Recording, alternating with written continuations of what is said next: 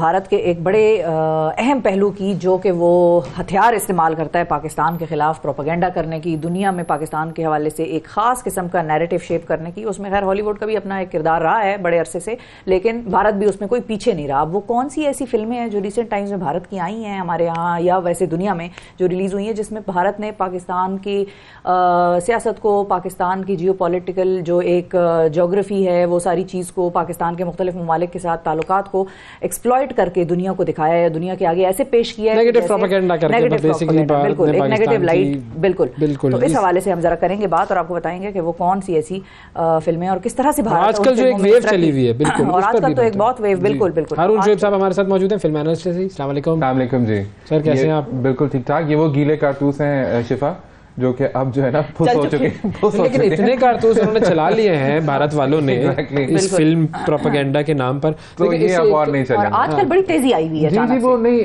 देखिए अब उनके पास, क्योंकि जब से मोदी साहब ये अब तकरीबन 10 साल हो गए गवर्नमेंट में आ गए, तो एक स्टेट लेवल के ऊपर पूरा एक जो है ना पॉलिसी है कि इस तरह की फिल्मों को जो है उन्होंने तरवीज देनी है। और हम देखते हैं कि अभी बहुत ज्यादा तेजी से अक्षय कुमार साहब ने तो एक मशीन लगाई हुई है ना घर में, वो हर हफ्ते जो है वो एक फिल्म निकाल के फेंकते रहते हैं।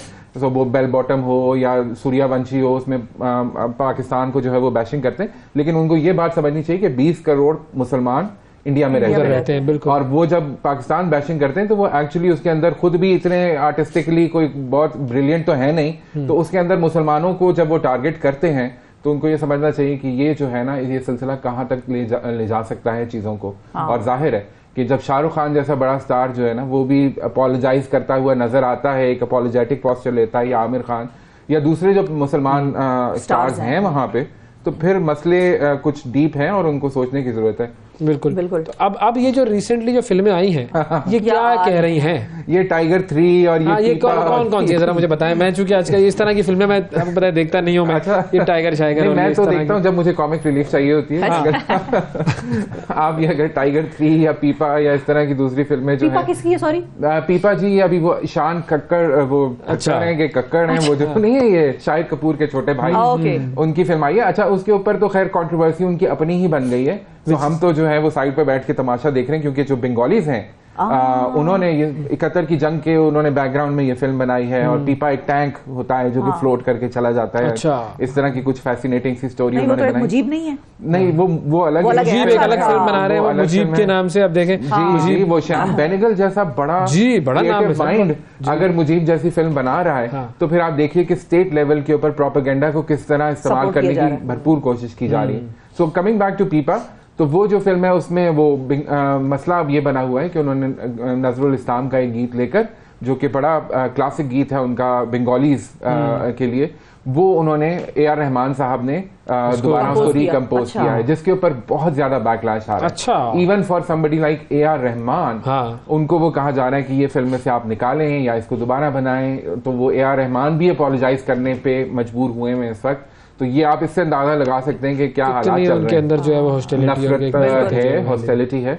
और ये मजे की बात ये कि ये आपको पैराडॉक्स नजर आता है कि ये वही मोदी हैं जिन्होंने यूट्यूब को और ट्विटर को मजबूर किया है कि वो जो कश्मीर का कंटेंट हटवा दें, मोदी क्वेश्चन जो BBC की डॉक्यूमेंट्री है वो हटवा दें। बिल्कुल वो हटा दें, क्योंकि वो जो है वो उनको अनकंफर्टेबल लगती है। लेकिन उनको वो जो एक है ना कि वो मिशन मजनू और राजी और ये जो दूसरी फिल्म है, ये उनको अनकंफर्टेबल नहीं लगती, जहां दिखाया गया है कि एक पार्क वॉक की तरह उनका स्पाई जो है वो चलता चलता पाकिस्तान में आ जाता है। ऐसे ही घुस गया आराम से घुस जाता है, और वो आर्मी की किसी घर में जो है वो मुलाजमत इख्तियार कर लेता है और वहां से वो राज निकालना शुरू कर। आई मीन व्हाट द क्या ये कहना चाह रहे हैं? ये क्या रिसर्च करने की तो तकलीफ करनी ही नहीं है ना। मतलब उर्दू टेक्स्ट लिखना नहीं आता, मतलब वो कौन से आप सुरमा लगाते हो? मैं वैसे पूछना चाह रही हूं। मैं तावीज़ भी पहनता हूँ, मैं सुरमा लगाता हूँ। मैं अगर वो मस्जिद वाली टोपी हम सब पहन वाली टोपी, मैं जैसे स्क्रीन से ऑफ होता हूँ तो मैं वो टोपी निकाल के पहन लेता हूँ, और मैं भाईजान और जनाब के अलावा बात नहीं करता। अच्छा, लेकिन क्या जो इंडियन अवाम है वो इन फिल्म्स को बाय कर रही है या नहीं? देखिए, इंडियन अवाम कौन है? जिस तरह मैंने कहा 20 करोड़ मुसलमान तो इस वक्त बैक फुट पे हैं वहां पर इंडिया में, और वो तो बेचारे, और बाकी माइनॉरिटीज का भी बुरा हाल है, बाकी माइनॉरिटीज का भी बुरा हाल है। और जो जिंगोइज्म उन्होंने इस वक्त अपने अवाम को जिस तरह चार्ज किया है मोदी साहब ने अपने पॉलिटिकल गेम्स के लिए, ऑफ कोर्स, तो उसके अंदर वो आप क्या एक्सपेक्ट करते हैं। लेकिन मुझे ये लगता है कि साउथ तो शायद साउथ ऑफ इंडिया तो बिल्कुल इसमें शामिल नहीं है, ठीक है, वो तो नहीं है, हाँ। वो नहीं है, ये नॉर्थ की कहानी है, हाँ। यूपी, गुजरात, नॉर्थ, यहाँ पे ये जो है ना ये पॉलिटिक्स बेची जाती है और वो जाहिर है इलेक्शन नजदीक आते जाएंगे तो आप इसमें तेजी देखेंगे। तो वो उन्होंने तो मुद्दा खड़ा करके रखना है और वो उनके पास और कोई स्लोगन है नहीं इस तरह का, तो इसके ऊपर वो फिर राइल अप करते हैं पब्लिक इमोशन को और वो इन फिल्मों के थ्रू करते हैं। और आप देखिए कि अब वो जो है ना वो चाहे वो सलमान खान हो, आप इसमें देखिए जो जोया का किरदार है टाइगर 3 में जो आ रही हैं, तो उसमें वो मतलब वो पाकिस्तान आ गए हैं, जोया पाकिस्तानी उनकी जो वाइफ हैं, अच्छा। वो इधर की एजेंट हैं और फिर वो दोनों जो हैं वो मिलके कर रहे हैं और वो पाकिस्तान की पॉलिटिक्स के बारे में, पाकिस्तान की पिछली वाली टाइगर भी इसी किस्म की थी कि एक वो हमारे एजेंट दिखाया था, एक उनका एजेंट दिखाया था, फिर बाद में निकल गए वो किसी और दुनिया में बस गए और उनको दोनों पठान में शाहरुख खान भी यही ट्रूप यूज करने पे मजबूर हैं, तो वो यही कहानियां दिखाते जा रहे हैं। लेकिन मैंने जिस तरह पहले शुरू में कहा था कि ये अब कारतूस जो है ना गीले हो चुके हैं, ये ज्यादा चलेंगे नहीं।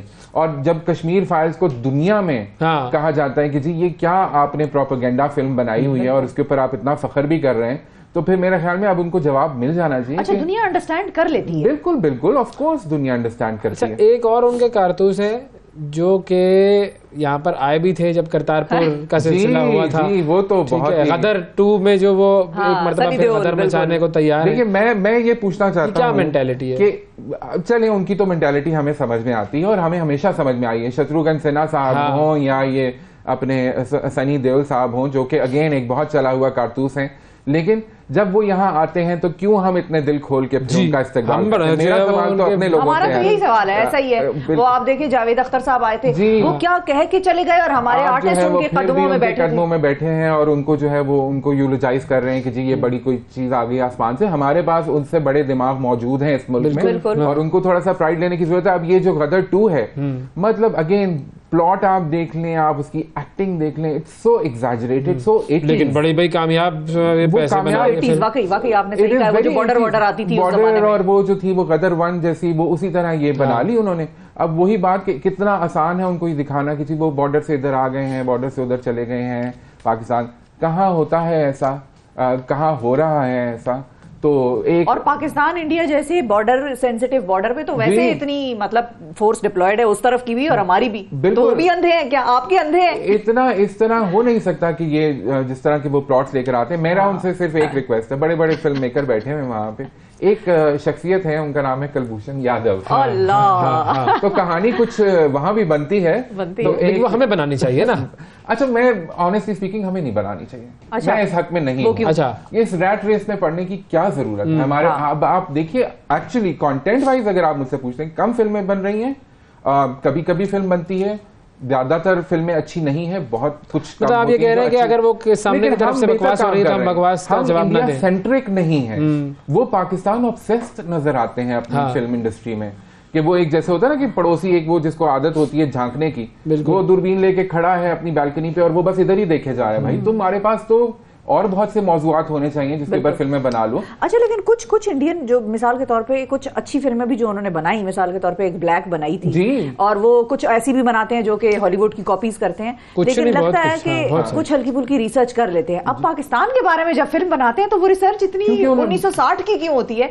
अभी जैसे इसमें टाइगर में दिखाया इस्लामाबाद, तो कौन सा इस्लामाबाद दिखाया है इन्होंने? ये तो कोई अजीब सा इस्लामाबाद था, यकीन नहीं आ रहा था कि कौन सा। कभी आए भी नहीं, उनका कोई एक्सपोजर भी नहीं और वो कोई एफर्ट भी नहीं डालते हैं अपनी फिल्म मेकिंग में। और फिर उनकी आवाम भी ऑनेस्टली स्पीकिंग मैंने देखा है कि वो इतनी सादा है कि वो जो उनको हलवा पका के खिलाते हैं वो खा लेती हैं। तो उनको पाकिस्तान का आइडिया नहीं है, उनको नहीं पता पाकिस्तान कहाँ पहुंच गया है, किस तरह का लगता है, हमारे शहर हमारे गांव किस तरह के लगते हैं। तो वो अभी तक वो जो पुराना उनके एक परसेप्शन बना हुआ है वो उसी में फंसे हुए हैं और वो फिर रिसर्च के ऊपर करते नहीं, क्योंकि आपने फैक्ट्री चलानी है और आपने हर महीने एक पाकिस्तान से नफरत अंगेज फिल्म निकाल कर देनी है अपनी आवाम को, तो वो उसके ऊपर लगे हुए हैं और स्टेट उनको।